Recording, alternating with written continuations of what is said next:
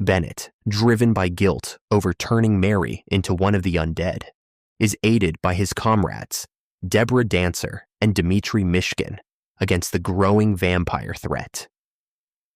The debut story does a fine job of establishing a new and compelling horror series with a continuing narrative. It was a good move on everyone's part to craft it. The excellence continues in the subsequent installments. The Odd Vampire, Aman Alwan.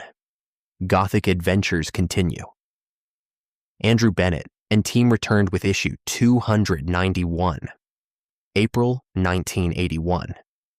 Night of the Living Undead, in a story that furthers the quest to defeat the Queen of Blood, Mary Seward.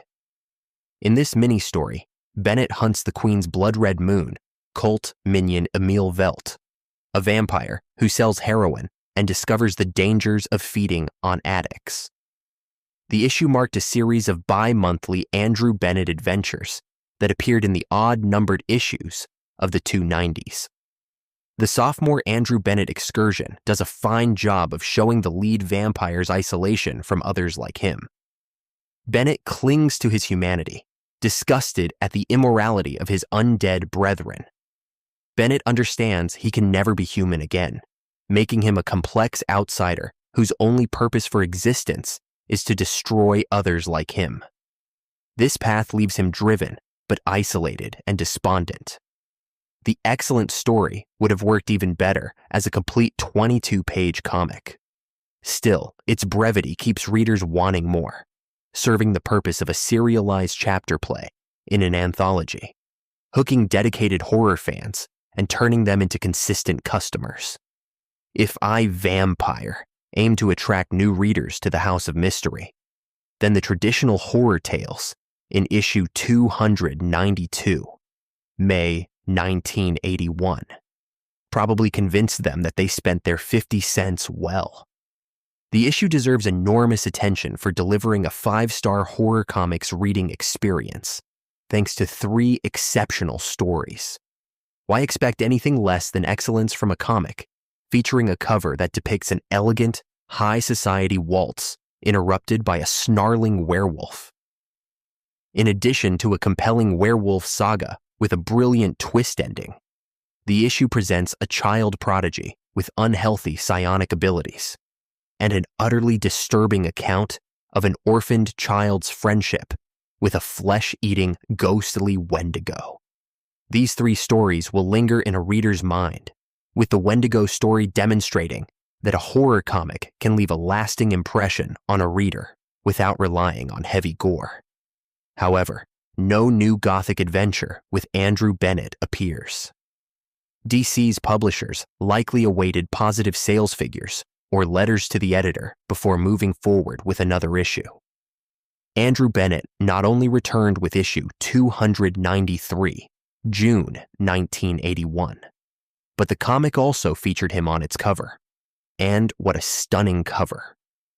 Andrew Bennett rages through the orange glow of a burning cross as he faces off against implied Klansmen.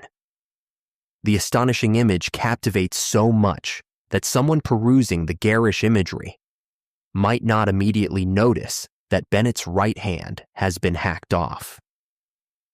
The intense issue offers one of the cruelest yarns to appear in the House of Mystery, The Senior Sin, a brutal tale about elder abuse. The intensity level does not drop with the new I, Vampire entry.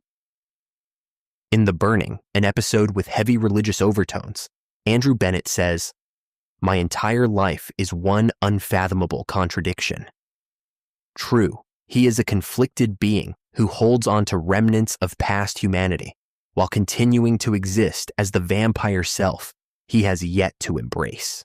It takes a vampire to defeat a vampire, and it takes self-loathing for any vampire to undertake such a journey. Fellow vampires are not the only beings deserving of Andrew Bennett's loathing, as he faces off against humans beneath his contempt.